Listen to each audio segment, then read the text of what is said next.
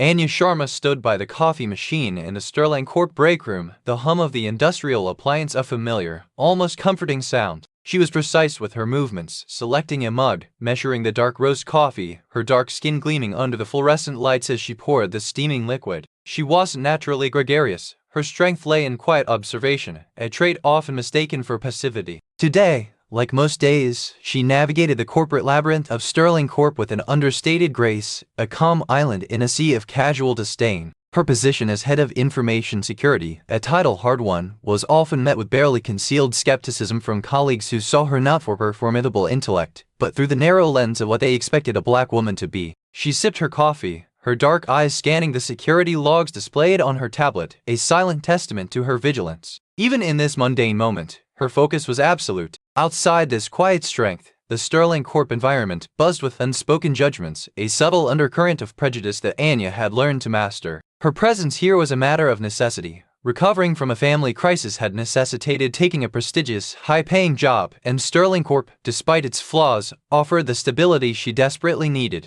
She maintained her dignity, always, her posture erect, her vocabulary precise even in casual conversation. Her movements, economical and deliberate, conveyed an unshakable self-possession. A junior analyst, a young man named Kevin, paused as he passed, catching Anya's eye. He offered a tentative nod, the only one in her department brave enough to acknowledge her subtly superior operational efficiency, the way she'd streamlined data protection protocols that everyone else had deemed too complex. He'd seen her, once, fix a critical firewall breach in under 5 minutes that had baffled the entire senior IT team. Mark Jenkins, her direct superior, sauntered into the break room, his booming voice announcing his presence before he even reached the coffee machine. He was a large man, his face flushed with an almost perpetual self-satisfaction. "Sharma," he grunted, his eyes barely flicking toward her. "Still playing with your little digital puzzles? Don't let that distract you from the real work." He selected a mug, slamming it down, a deliberate performance of dominance. This was how it always began, a dismissal, a subtle belittling disguised as casual conversation. Anna simply met his gaze, her expression unaltered, a flicker of something unreadable in her dark eyes. Jenkins interpreted this composure as either fear or defiance, neither of which he truly understood. He preferred his black female employees to be subservient, visible markers of progressiveness without actual substance. Anya was neither. He had already begun to subtly undermine her, questioning her budget proposals for essential security upgrades, conveniently overlooking the critical vulnerabilities she'd identified in a new company-wide protocol he'd championed. It was an innocent oversight, of course, a misunderstanding of technical jargon, but Anya knew the game. She knew Jenkins thrived on her perceived meekness. Jenkins moved closer, his tone dropping to a confidential, yet still condescending, whisper. "Heard you ruffled some feathers at the last board meeting after that network hiccup. Maybe stick to what you know, huh? Leave the big picture stuff to those who actually understand it." Anna didn't respond, her gaze steady. She simply picked up her coffee and turned to leave. The incident he alluded to, a minor network outage she'd blamed her for, had actually been caused by his own rushed implementation of a new, unvetted system. She had corrected it quietly, efficiently, and he, in his public humiliation and frustration, had turned on her. His words, laced with the subtle insinuation of her emotional instability, were a well-worn tactic. He wasn't just undermining her professional standing, he was trying to break her. As Anya turned to exit the break room, Jenkins blocked her path. His shadow fell over her, thick and imposing.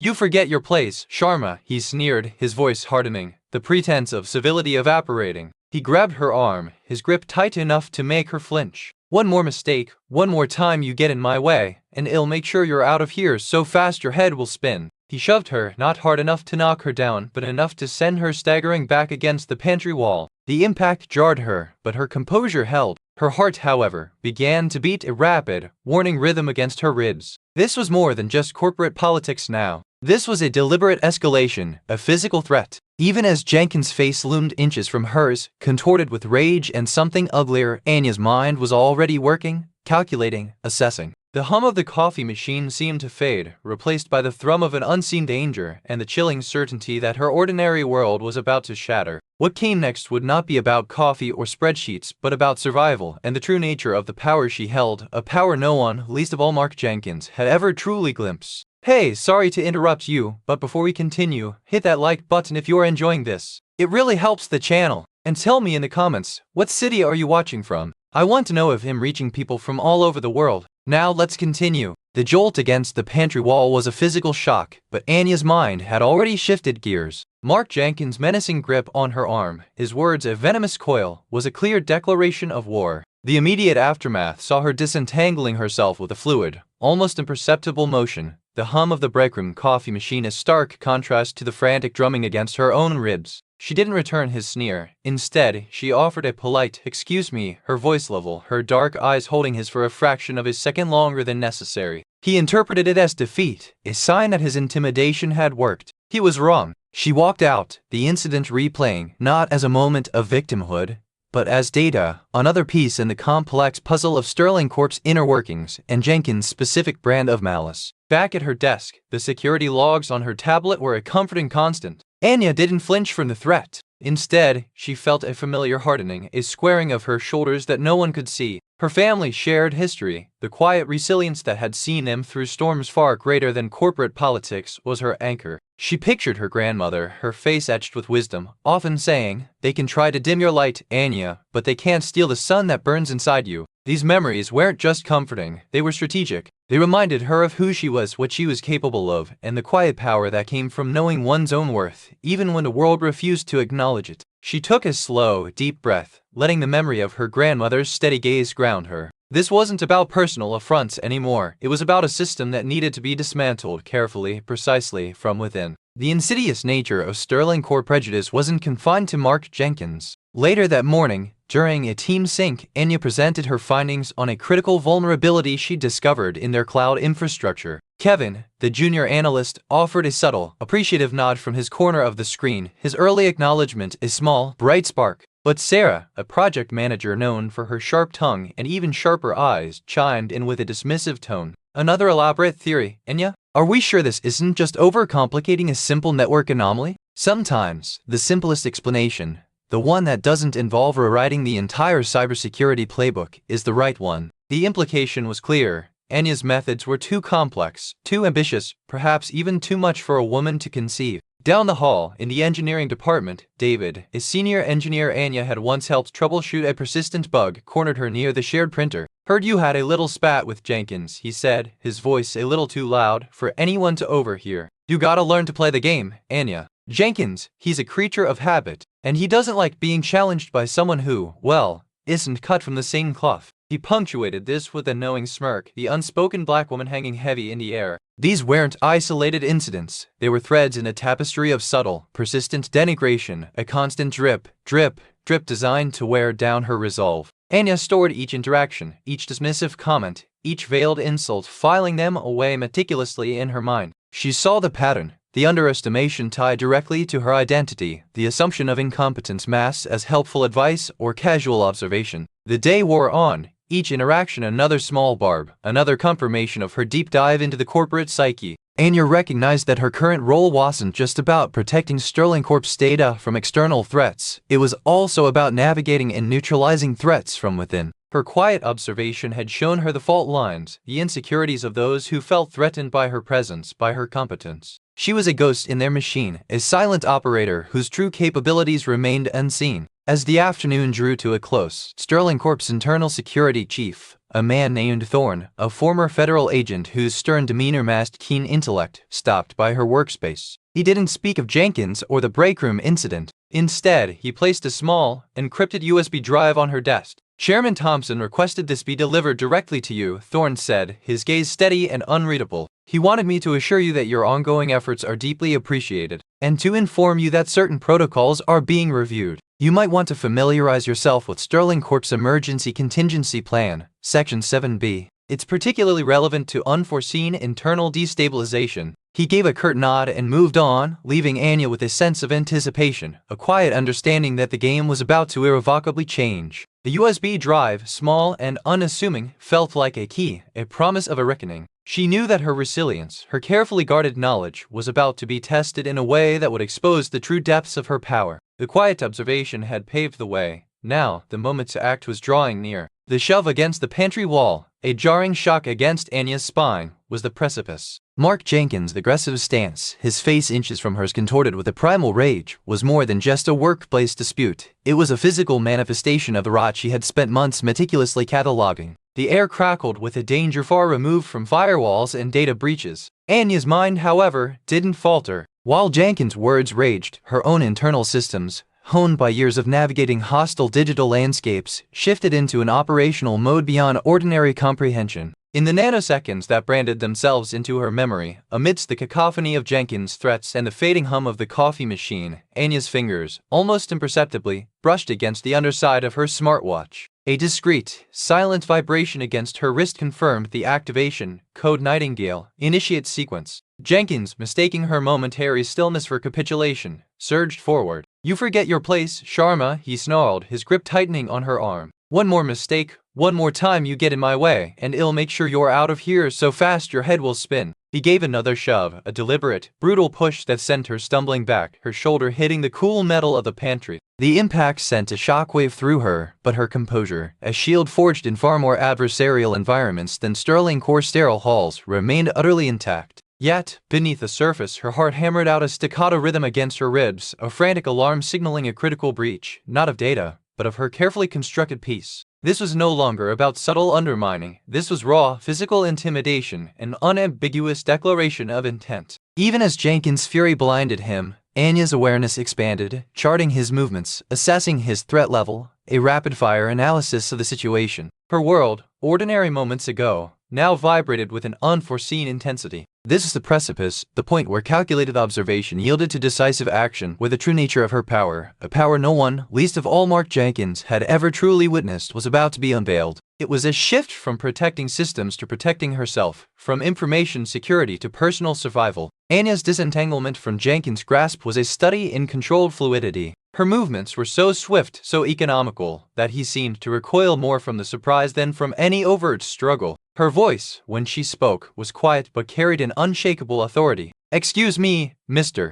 Jenkins," she said, her gaze meeting his directly, a fraction of a second longer than protocol would typically dictate. Her dark eyes, usually pools of calm, now held a glint of something previously unseen, a steely resolve that momentarily disarmed him. He interpreted this stillness, this quiet reclaiming of her space, as fear, a testament to his dominance. He couldn't have been more wrong. As she turned and walked out of the break room, the sterile air felt charged, not with her fear, but with the palpable tension of a system acknowledged and recalibrated. The incident, far from shattering her, was immediately processed, dissected, and filed as critical data. Back at her desk, the familiar glow of her tablet's security logs with a grounding presence. The threat Jenkins posed was real, a venomous coil tightening around her professional existence, but Anya felt a different kind of hardening, a quiet squaring of her shoulders, an internal reinforcement that no physical force could breach. Her family's history, a bedrock of resilience forged through far greater adversities than corporate politics, was her immutable anchor. She saw her grandmother's face, etched with the wisdom of enduring hardships, her words echoing with potent truth. "They can try to dim your light, Anya, but they can't steal the sun that burns inside you." These memories weren't mere comforts, they were strategic weapons, reminders of her intrinsic worth, of capabilities the world, blinded by prejudice, refused to acknowledge. A deep, measured breath settled her, anchoring her in the certainty that this was no longer about personal affronts. It was about a systemic failure, a cancerous growth within Sterling Corp that needed to be meticulously addressed, meticulously dismantled from within. Later that morning, during the routine team sync, Anya presented her findings on a critical vulnerability shed unearthed in their cloud infrastructure. Kevin, the junior analyst, offered a subtle, appreciative nod from his video feed, a silent acknowledgement of her sharp analysis. But Sarah, the project manager with a reputation for acerbic wit, chimed in with her characteristic dismissiveness. "Another elaborate theory, Anya? Are we sure this isn't just overcomplicating a simple network anomaly?" Sometimes, the simplest explanation, the one that doesn't involve rewriting the entire cybersecurity playbook, is the right one. The insinuation was undeniable. Anya's approach was too complex, too ambitious, too much for a woman to conceive. Down the hall, near the shared printer, David, a senior engineer Anya had assisted with a vexing bug, cornered her. "Heard you had a little spat with Jenkins," he said, his voice carrying just enough to be overheard, a performative concern. "You gotta learn to play the game, Anya. Jenkins, he's a creature of habit, and he doesn't like being challenged by someone who, well, isn't cut from the same cloth." He punctuated this with a knowing smirk, the unspoken black woman hanging heavy in the silence. These weren't isolated incidents. They were threads in a meticulously woven tapestry of subtle denigration, a constant, insidious drip designed to erode her resolve. Each dismissive comment, Each veiled insult was meticulously catalogued in Anya's mind. The pattern was clear: underestimation directly tied to her identity, incompetence assumed and disguised as helpful advice or casual observation. As the afternoon wore on, Anya's internal calibrations continued. Her role at Sterling Corp extended far beyond protecting data from external adversaries. It now encompassed navigating and neutralizing the insidious threats lurking from within. Her quiet observation had illuminated the fault lines, the deeply ingrained insecurities of those who felt threatened by her very presence, by her undeniable competence. She operated as a ghost in their machine, a silent force whose true capabilities remained concealed. Sterling Corp's internal security chief, Thorne, a man whose stern demeanor masked a formidable intellect, stopped by her workspace as the workday neared its close. He didn't mention Jenkins or the breakroom incident. Instead, he placed a small, encrypted USB drive on her desk. Chairman Thompson requested this be delivered directly to you, Thorne stated, his gaze steady, unreadable. He wanted me to assure you that your ongoing efforts are deeply appreciated, and to inform you that certain protocols are being reviewed. You might want to familiarize yourself with Sterling Corp's Emergency Contingency Plan, Section 7B. It's particularly relevant to unforeseen internal destabilization. He offered a curt nod and moved on, leaving Anya with a profound sense of anticipation, a quiet understanding that the game had irrevocably shifted. The unassuming USB drive felt like a key, a promise of a reckoning. Her resilience, her meticulously guarded knowledge, was about to be tested in a way that would expose the hidden depths of her power. The quiet observation had laid the groundwork. Now, the moment to act, to reveal, was distantly, yet irrevocably, drawing near. The USB drive pulsed with a silent promise, a call to action she knew she could not refuse. The immediate aftermath of the breakroom incident was a ripple effect through Sterling Corp's normally placid waters. For many, the image of Mark Jenkins' red, contorted face and Anya's unfaltering, almost serene posture was burned into their minds. The hushed conversations began not in the breakroom, but in cubicles, by the water cooler, in fleeting glances across shared workspaces. Whispers of "did you see and what was that all about?" created a tangible buzz, a palpable shift in the office's atmosphere. Some saw Jenkins' outburst for what it was, a violent loss of control by a man accustomed to unchallenged dominance. Others, clinging to their preconceived notions, twisted Anya's composure into defiance, a further sign of her supposed insubordination. Kevin, the junior analyst, was among the first to offer a tangible sign of support. He approached Anya's desk later that morning, not lingering, not drawing attention, but with a genuine, unvarnished look of concern and respect. "Anya Sharma," he began, his voice low, "I saw what happened. What Jenkins did that wasn't okay. If there's anything I can do, anything you need tested, or any data you need cross-referenced, please, just ask."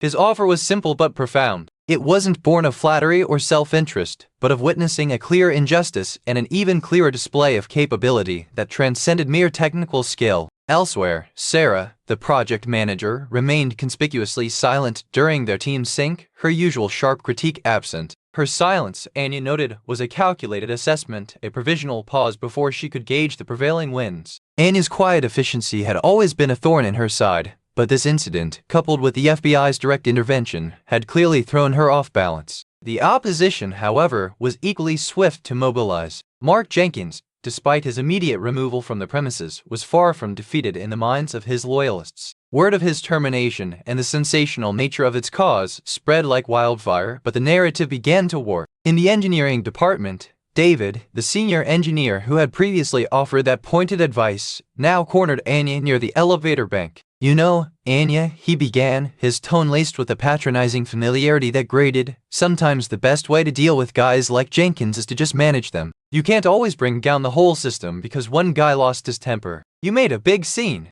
Now everyone's on edge. You gotta learn to pick your battles more strategically." His words were a thinly veiled attempt to cast Anya as opportunistic, someone who manufactured crises rather than simply responding to them. He was clearly aligned with the old guard, protective of the established hierarchy and the comfort it afforded them. Anya absorbed these interactions with the same meticulous focus she applied to her security logs. Kevin's offer was a lifeline, a genuine ally in the unfolding drama. David's counsel, on the other hand, was a clear indication of entrenched opposition, a man more concerned with maintaining the status quo than with truth or fairness. She saw it in the way he subtly avoided her gaze, in the carefully chosen words designed to undermine rather than support. The office was now a chessboard, with players openly declaring their allegiances, or at least revealing their pre-existing positions. Those who had always felt sidelined, whose skills had been overlooked, began to gravitate towards Anya's orbit. A few of the older, more experienced analysts, men who had seen countless managerial blunders in corporate games, offered quiet nods of solidarity, their professional respect a silent confirmation of Anya's brilliance. They recognized the FBI's involvement not as a consequence of Anya's actions, but as a validation of her integrity and competence, a decisive countermove against the very forces that had sought to silence her.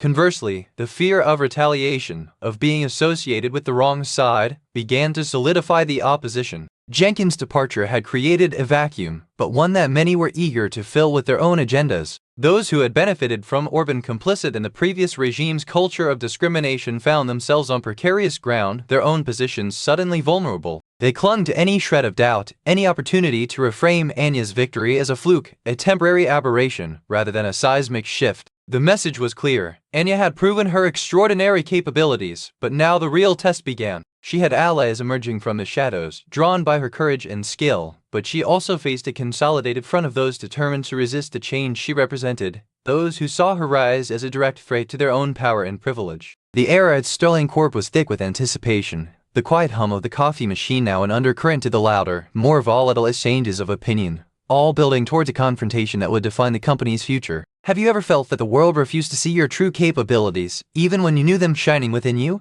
The aftermath of Mark Jenkins' violent outburst had fractured Sterling Corp into starkly defined camps. Anya's quiet dignity, her unfaltering gaze as Jenkins' rage had imploded around her, had served as a beacon for some and a confounding enigma for others. The hushed whispers that had followed her back to her desk were no longer mere gossip. They were the sound of a corporate ecosystem recalibrating, of fault lines deepening into chasms. Kevin, the junior analyst, materialized at her workspace, his usual tentative demeanor replaced by a quiet resolve. Anyas, Sharma, he began, his voice low and earnest, I saw it all. What Jenkins did that was beyond unacceptable. If you need anyone to verify logs, to go over any data, anything at all, I'm here. Just say the word. His offer, born of genuine witnessing and a clear, simple sense of justice, was a lifeline, a single strand connecting her to a nascent network of support. Across the office, the silence from Sarah, the project manager, was more damning than any critique. Anya noted it with a mental marker. Sarah, who had always bristled at Anya's efficiency, was now a strategic observer, her usual sharp commentary muted as she gauged the shifting power dynamics.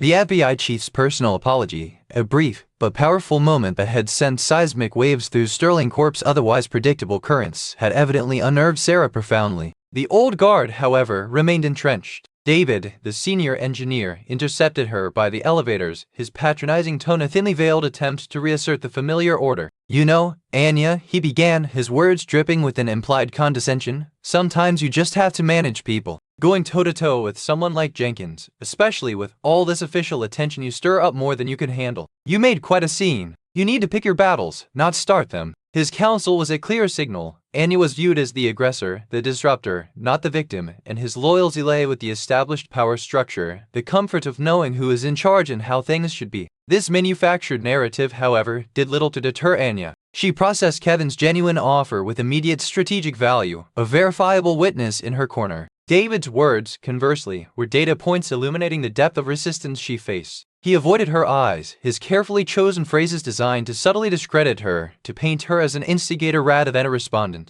The office had transformed into a transparent chessboard, and allegiances, both spoken and implied, were becoming brutally clear. Allies drawn from the overlooked and the marginalized, seasoned analysts who recognized the familiar odor of corporate malfeasance, those whose skills had been consistently sidelined, began to orbit Anya's position. Their silent nods, their professional respect, spoke volumes, confirming that the FBI's involvement was not just an intervention, but a validation of her integrity. Conversely, the fear of reprisal began to calcify the opposition. Jenkins' abrupt, monumental downfall had created a vacuum, but one that many sought to fill with their own agendas. Those who had benefited from the pervasive discrimination, those who had been complicit in the culture of entitlement that Jenkins embodied, now found themselves on precarious ground. They clutched at straws of doubt, desperately attempting to reframe Anya's vindication as a fluke, a temporary disruption rather than a fundamental reckoning. The message reverberated through the office's sterile halls. Anya had revealed a glimpse of her true power, but now the real test, the ultimate confrontation, was at hand. Allies were emerging from the shadows, drawn by her courage and her undeniable competence, but a consolidated front of those determined to resist change, those whose power derived from the very privilege Anya challenged, was solidifying. The air at Sterling Corp was thick with an unbearable anticipation, the hum of the coffee machine now a dissonant counterpoint to the gathering storm of shifting alliances and entrenched opposition, all poised for a definitive confrontation that would redefine the company's future. The crisis, however, was no longer a distant possibility. A critical system-wide communication failure plunged Sterling Corp into chaos. Crucial data streams froze, internal communications ceased, and the entire operational network ground to a halt. Panic rippled through the floors. Anya's tablet, usually a source of calm, now flashed a cascade of critical alerts, each one a testament to a cascade failure that was rapidly spiraling beyond control. Security protocols were failing en masse, entire data centers were reporting anomalous activity, and worst of all, Chairman Thompson's private secure communication channel, the very lifeline to the board and the FBI, was unresponsive. Mark Jenkins' departure had been a seismic event, but this was an existential threat. Anya recognized the signature immediately. It was not a random malfunction, nor a sophisticated external attack. It was a targeted, internal demolition, a scorched earth strategy initiated by someone with intimate knowledge of Sterling core architecture, someone who wanted to bury everything, including Anya, beneath the ruins. The insidious nature of the attack meant that any attempts to unilaterally restore systems would trigger irreversible data loss and would be perceived as her own doing, a final act of sabotage. The very network she commanded with surgical precision was now a weapon of mass destruction, its core compromised. Her allies, Kevin and the older analysts, looked to her with a mix of fear and unwavering trust. Kevin was already meticulously documenting every anomaly, his young face etched with grim determination. Their loyalty was unwavering, a quiet testament to the integrity they had witnessed. But their capabilities, however impressive, were dwarfed by the magnitude of this engineered collapse. To fix this, to navigate the intricate labyrinth of corrupted code and deliberately planted backdoors, required a level of access, a depth of understanding, that went beyond her current, albeit high-level, authorized permissions. She needed the keys to the kingdom, the very access she had guarded with utmost secrecy. The choice was stark, brutal, and immediate. She could maintain her carefully constructed facade, allowing the company to crumble with her, becoming a silent witness to its destruction and her own professional annihilation. Or she could finally, irrevocably, shed the disguise, expose the truth of her capabilities, and leverage the hidden pathway she alone commanded. The risk was immense. Revealing her true identity, her complete access, would not only shatter her carefully cultivated anonymity but could also expose her to unforeseen dangers from a government that might view her unauthorized access with suspicion or even hostility. The thought of Chairman Thompson's calculated recruitment, of his ultimate gamble on her, flashed through her mind. He had trusted her with the keys, a failsafe against rogue elements. Now those keys were the only way to save Sterling Corp from itself. She saw it all with crystalline clarity, the years of underestimation, the subtle dismissals, the blatant prejudice, all culminating in this catastrophic moment. Her family's quiet resilience, her grandmother's enduring wisdom, "They can't steal the sun that burns inside you," echoed in her mind, not as a comforting platitude,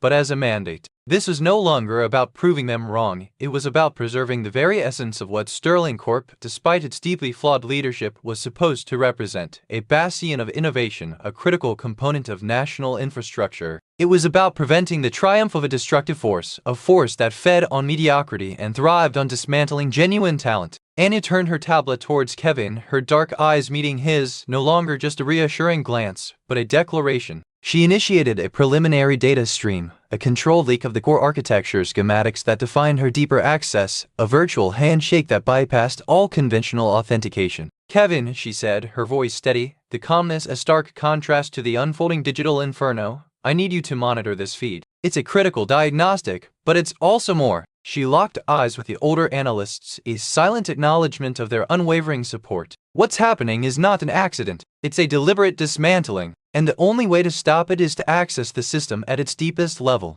I have to reveal everything." The silence that followed was pregnant with expectation, the scattered remnants of Sterling Corp's digital world teetering on the brink of oblivion. The moment was here. The approach to the inmost cave was complete. The choice had been made. The unveiling, the true demonstration of her power, was no longer a choice but an inevitability. The storm was about to break, and Anya Sharma was about to become the eye of it. The cascade of critical alerts on Anya's tablet was an orchestra of digital chaos, each flashing icon a dire announcement of Sterling Corp's systemic implosion. The hum of the coffee machine, once a comforting presence, was now a ghost in a cacophony of dying systems. Chairman Thompson's secure communication channel, the very lifeline to the board and the FBI, had gone dark, a chilling silence amidst the roaring digital inferno. This wasn't mere malfunction, it was a meticulously orchestrated demolition, a scorched earth final act orchestrated by a phantom with the intimate knowledge of Sterling Corp's digital heart, someone who wanted to erase everything, Anya included. She recognized the signature instantly, a deliberate, internal sabotage.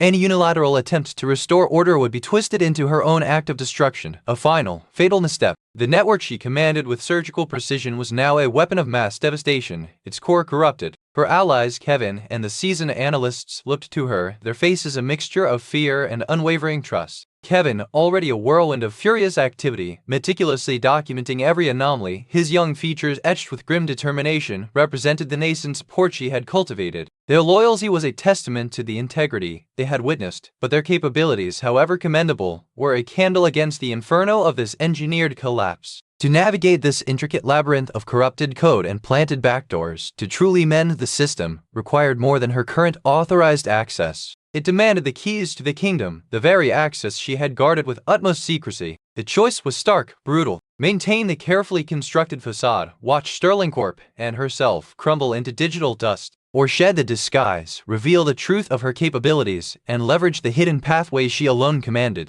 The risk was immense. Exposing her true identity and unfettered access could draw the scrutiny of a government that might perceive her unauthorized intervention with suspicion, even hostility. Yet, Chairman Thompson's calculated gamble, his recruitment of her as the ultimate failsafe against rogue elements like the now discredited Jenkins, flashed through her mind. He had bestowed upon her the keys, the ultimate contingency, and now those keys were Sterling Corp's only hope of survival. Years of being underestimated, of quiet observations and subtle dismissals of the pervasive prejudice that had sought to diminish her, all culminated in this catastrophic moment. Her grandmother's words, "They can't steal the sun that burns inside you," resonated not as a soft echo of comfort, but as a powerful mandate. This was no longer about proving them wrong, it was about preserving Sterling Corp's vital role in national infrastructure, preventing the triumph of destructiveness over genuine talent. Anya turned her tablet towards Kevin, her gaze locking with his. It was no longer a reassuring glance, but a declaration. She initiated a preliminary data stream,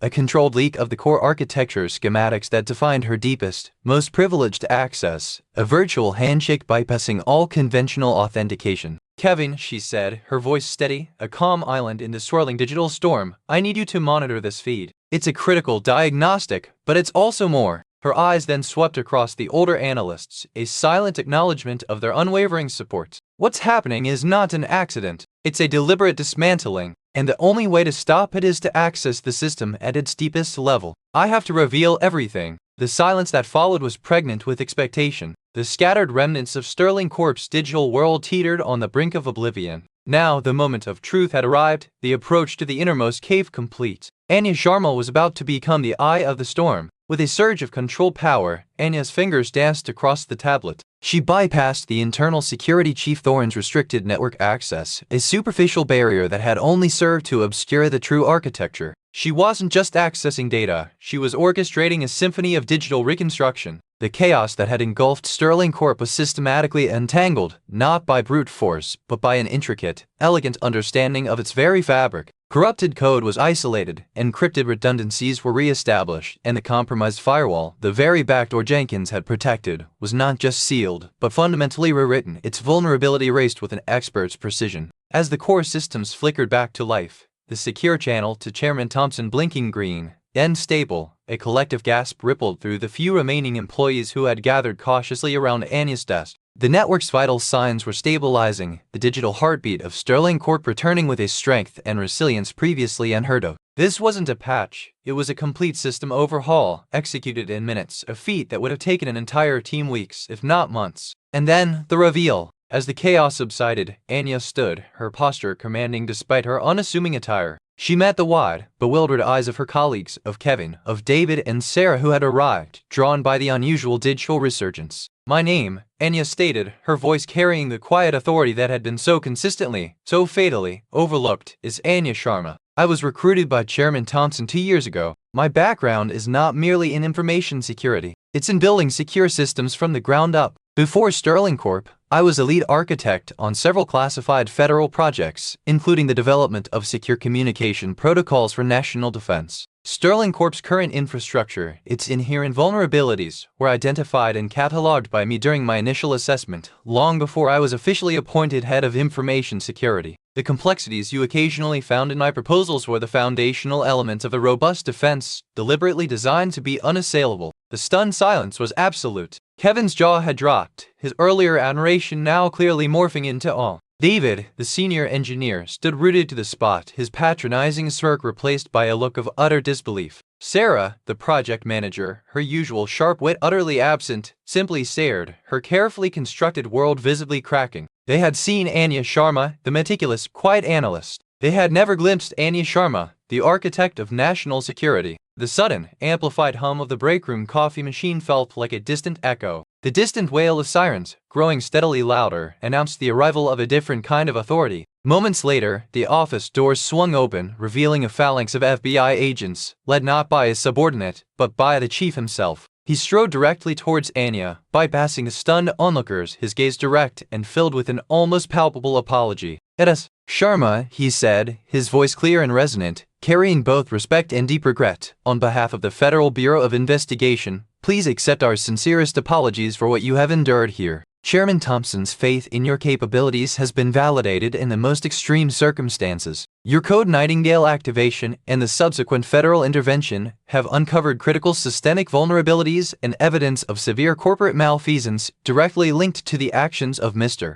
Jenkins and others." He looked pointedly at David and Sarah. Sterling Corp's status as a critical national infrastructure provider meant that its internal security was under discreet federal observation. Your immediate, decisive action to neutralize the sabotage and the subsequent decryption of Mr. Jenkins' personal data have provided irrefutable evidence of his treasonous activities, his hate crimes, and his attempts to cripple this company. He will face federal charges for all of it. As for Sterling Corp, a new era of compliance and integrity has begun. Chairman Thompson has authorized me to inform you that, effective immediately, you are appointed Chief Executive Officer. The announcement reverberated through the stunned silence like a thunderclap. Anya Sharma, the underestimated black woman, was no longer a head of information security. She was the leader of an entire corporation, her competence not just recognized, but mandated from the highest levels. The power dynamics had not just shifted, they had been fundamentally reset. Mark Jenkins, the man who had slammed her against a wall, was now utterly buried by the very systems he had so brutally underestimated her ability to control.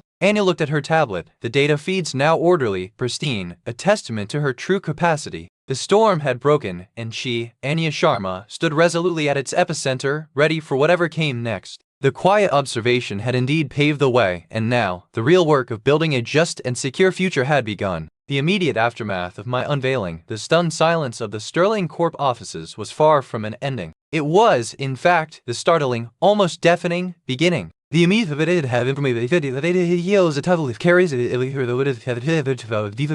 Thoran. Kevin, his face still alight with a mixture of awe and newfound purpose, was my first true ally beyond the immediate crisis. His offer to verify logs and cross-reference data had transformed into a request to help build a new foundation for the company, a testament to the genuine respect forged in the crucible of Jenkins' sabotage. David, the senior engineer, and Sarah, the project manager, the symbols of the entrenched prejudice, were now adrift, their carefully constructed world of privilege imploding around them. David's attempts to offer condescending advice earlier in the day now felt like ancient history, a forgotten echo from a world I had left behind in mere hours. His stunned silence, a physical manifestation of his shattered worldview, was more eloquent than any confession. Sarah's gaze, as she too arrived, drawn by the digital resurgence and the presence of the FBI, was one of uncomprehending fear, her sharp wit replaced by a stark, raw vulnerability. The FBI's chief had been more than apologetic, he'd been a harbinger of a larger truth. Sterling Corp's critical national infrastructure status meant it had been under discreet federal observation. My Code Nightingale activation, triggered by Jenkins' violent outburst and my subsequent exploitation of the backdoor Chairman Thompson had so wisely provided, had been the catalyst.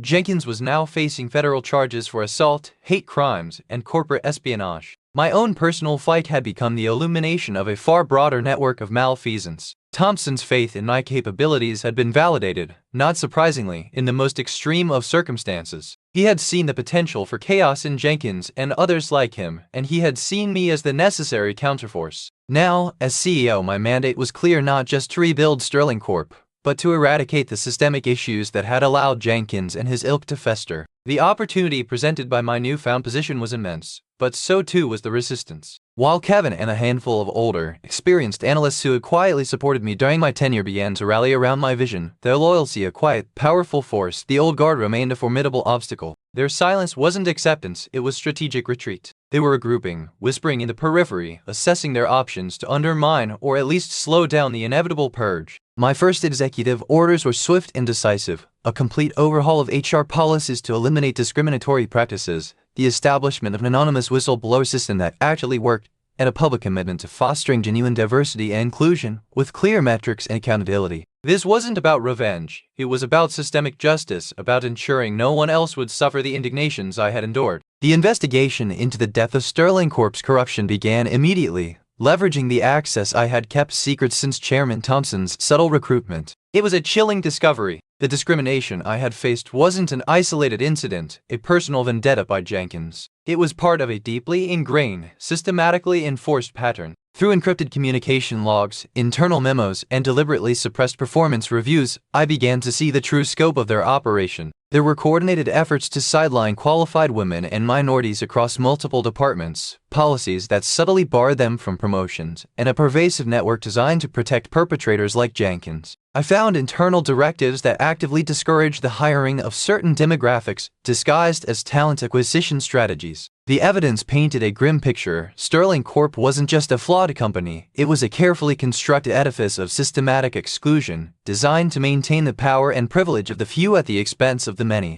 The unearthed documents revealed a network extending beyond Sterling Corp itself. There were communications with other tech companies detailing shared strategies for maintaining a homogeneous workforce and suppressing diverse talent. Financial records showed funds being diverted to consulting fees that were, in reality, payments to obscure organizations known for lobbying against diversity initiatives. It became clear that my personal fight had indeed ignited a wildfire, exposing a conspiracy that reached far beyond the broken systems of a single corporation. The true enemies weren't just the individual bigots, they were the architects of this pervasive system, the individuals and organizations that profited from the status quo, who actively worked to keep talent suppressed and opportunities unequal. Kevin became my trusted lieutenant, his keen eye for detail invaluable as we sifted through gigabytes of data. The older analysts, their decades of experience now channeled into this shared mission, provided crucial context and historical perspective. We weren't just preparing for internal reforms, we were preparing for a systemic confrontation. My new position granted me access not only to Sterling Corp's internal workings, but also to federal channels, allowing me to coordinate with the FBI on a larger scale, building a case that would not only hold Sterling Corp accountable, but also expose the wider network of corruption and that fueled such discrimination. The evidence was mounting, each document a brick in the wall of truth we were building, each communication a revelation of the insidious mechanisms used to maintain power. The stakes were no longer just about my career or even Sterling Corp. They were about dismantling a system that was actively hindering progress and stifling potential across entire industries. The battle for justice was far from over. It had, in fact, just begun. The air in the Sterling Corp auditorium was thick with anticipation, a palpable tension that had been building since Anya Sharma's transformation from head of information security to interim CEO. The room, usually a sterile expanse for quarterly reports, now felt charged, a battleground for the soul of the corporation.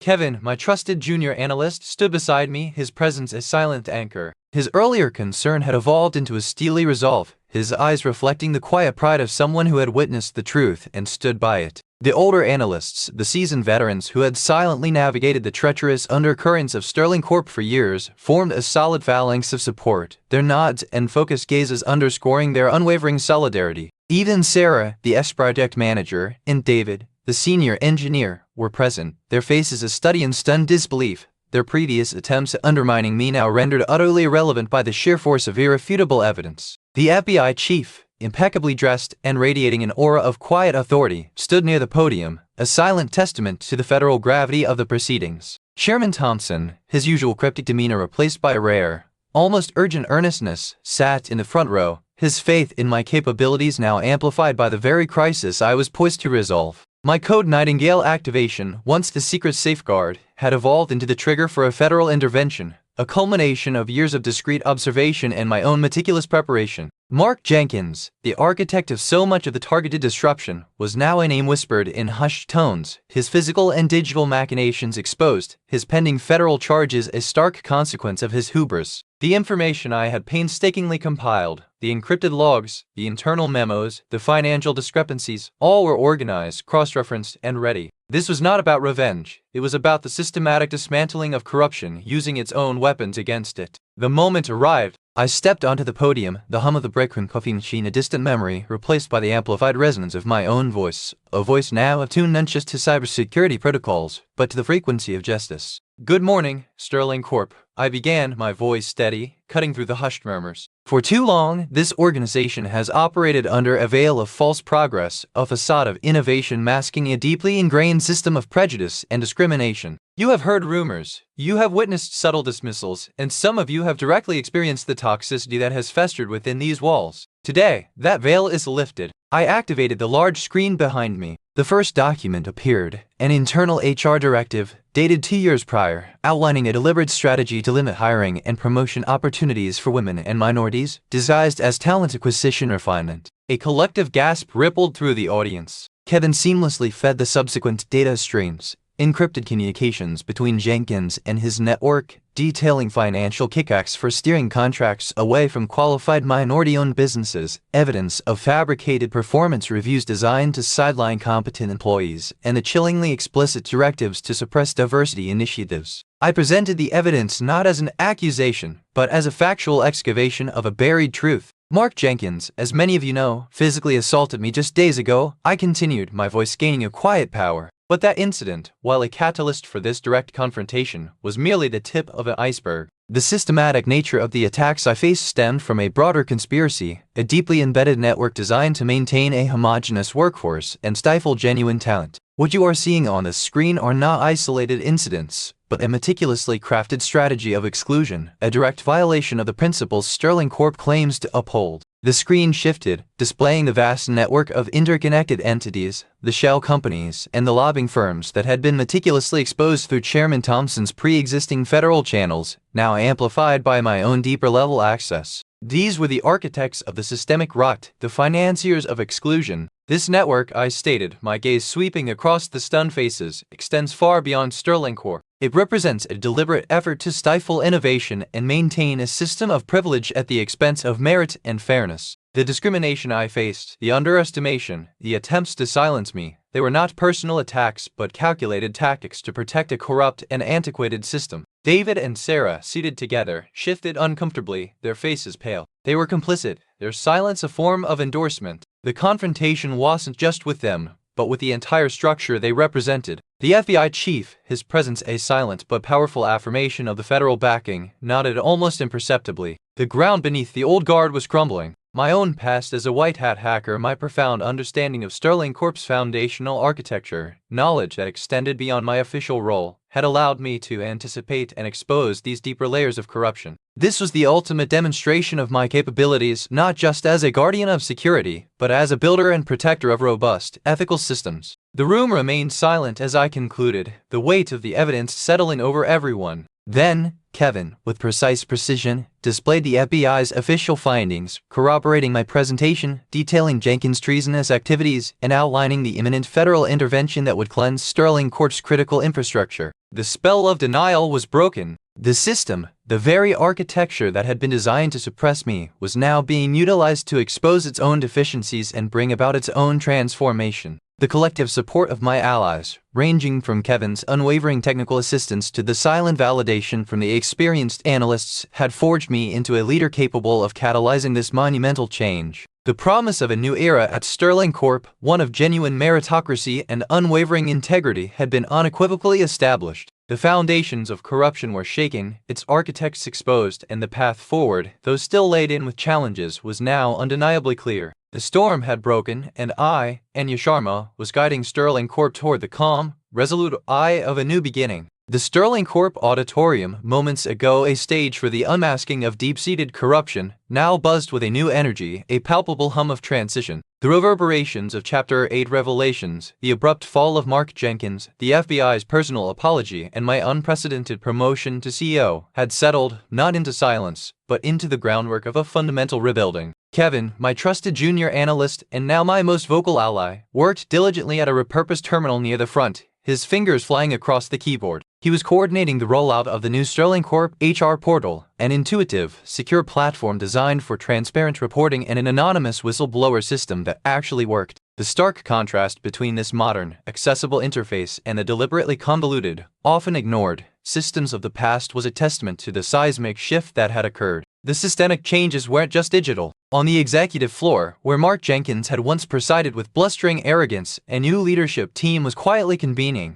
My first executive orders, disseminated through secure channels and now proudly displayed on new informational kiosks throughout the building, weren't just about cybersecurity protocols. They were about dismantling the very architecture of discrimination. Mandatory diversity and inclusion training, developed with input from community leaders and civil rights advocates, was now a prerequisite for any employee above mid-level management. The selection processes for all roles, from entry-level to the executive suite, were being rebuilt from the ground up, emphasizing merit, demonstrable competence, and a commitment to equitable practices, completely divorced from old boys networks or inherited privilege. The penalties for violating these new policies were severe and publicly communicated, ensuring that the ghosts of Jenkins' reign would not simply be replaced by new apparitions of the same old rot. The impact of this systemic overhaul began to ripple beyond Sterling Corp's walls. News of Jenkins' downfall and my ascension, meticulously disseminated through interviews and secure information leaks carefully managed by Kevin, became fodder for broader conversations about justice and meritocracy in the tech industry.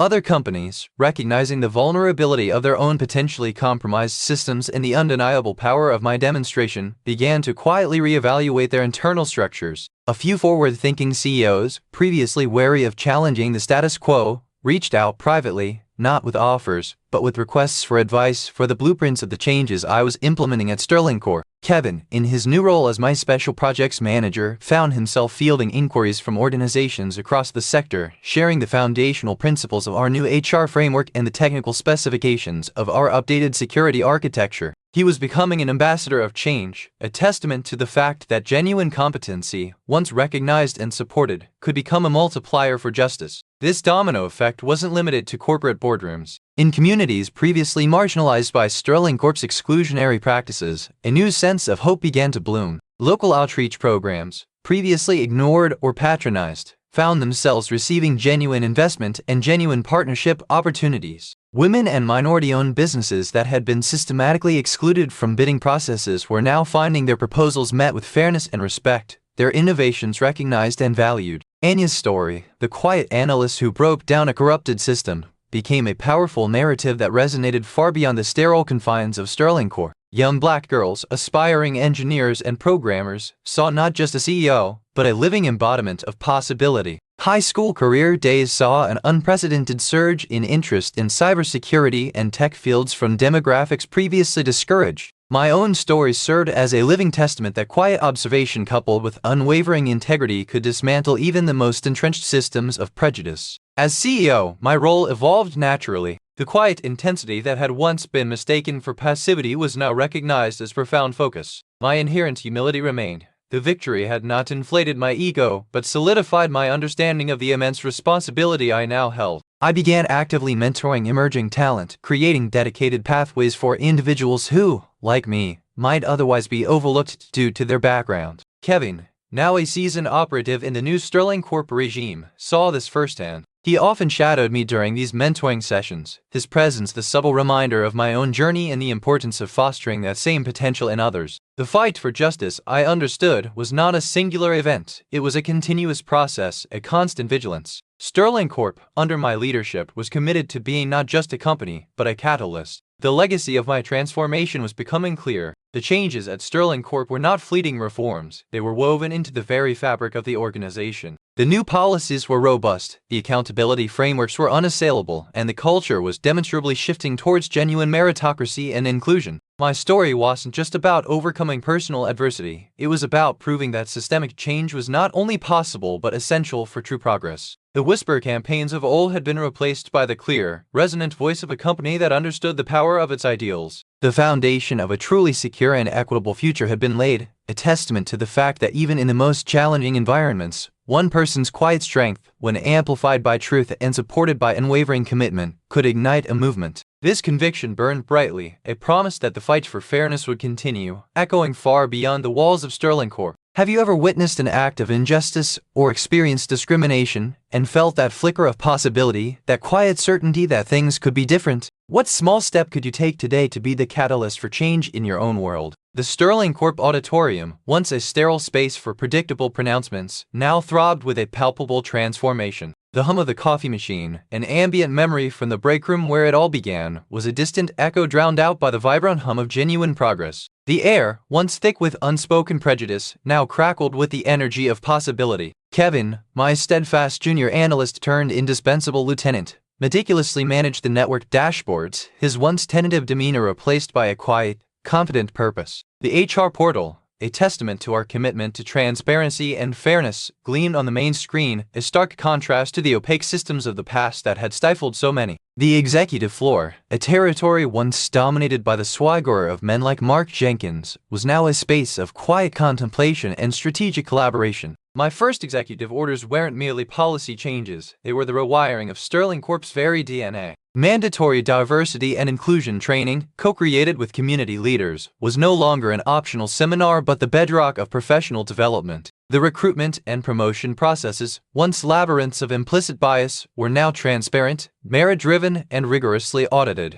The specter of Jenkins' reign of fear was replaced by a culture of accountability, where every action was measured not by privilege, but by its contribution to Sterling Corp core values of integrity and innovation. My journey from observing the digital shadows to becoming the architect of its illumination had irrevocably reshaped the very foundation of this corporation. The ripple effect of Anya Sharma's story extended far beyond the polished chrome and glass of Sterling Corp. News of Jenkins' downfall, his pending federal charges for assault, hate crimes, and corporate espionage, coupled with my ascension to CEO, had become a powerful catalyst for conversations across the industry. CEOs who had once dismissed my concerns now reached out, not for advice, but for the blueprints of our transformation. Kevin, in his new role, became an unlikely ambassador of change, disseminating the principles of our meritocratic systems and the robustness of our new security architecture to a sector hungry for genuine progress. Anya's narrative, the quiet analyst who cracked a corrupted system, resonated deeply. Young women and minorities, previously deterred by the impenetrable walls of corporate bias, saw a tangible future, a path paved by a black woman who had refused to be defined by their limitations. School programs focused on cybersecurity and tech saw an explosion of interest from demographics that had historically been excluded, a testament to the visible proof that such careers were attainable, regardless of background.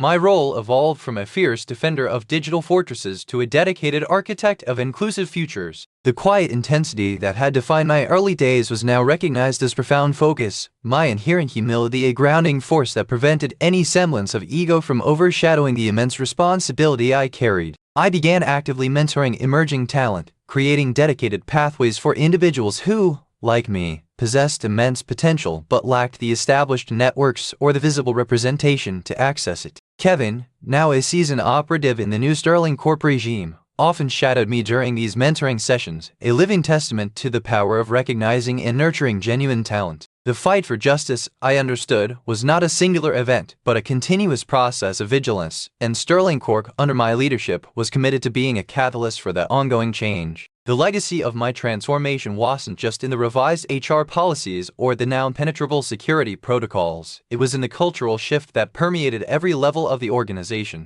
The dismissive whispers of the past had been replaced by the clear, resonant voice of a company that understood the profound strength derived from valuing every voice, every perspective. Sterling Corp had become more than just a technology leader. It was a testament to the fact that systemic change was not only possible but essential for true progress. My story wasn't just about overcoming personal adversity, it was about proving that individual integrity, when coupled with unwavering commitment and systemic reform, could dismantle even the most entrenched systems of prejudice. The foundations of a truly secure and equitable future had been laid, a promise that the fight for fairness would continue, echoing far beyond the walls of Sterling Corp, a beacon of what could be achieved when merit and justice prevailed. If this story of overcoming inspired you as much as it inspired me to write it, share it with someone who needs to hear this. If you believe in the power of persistence and that merit always wins, like and subscribe to the channel because there are many extraordinary stories coming that you can't miss. This way you help me reach more people who need to know they can overcome any adversity.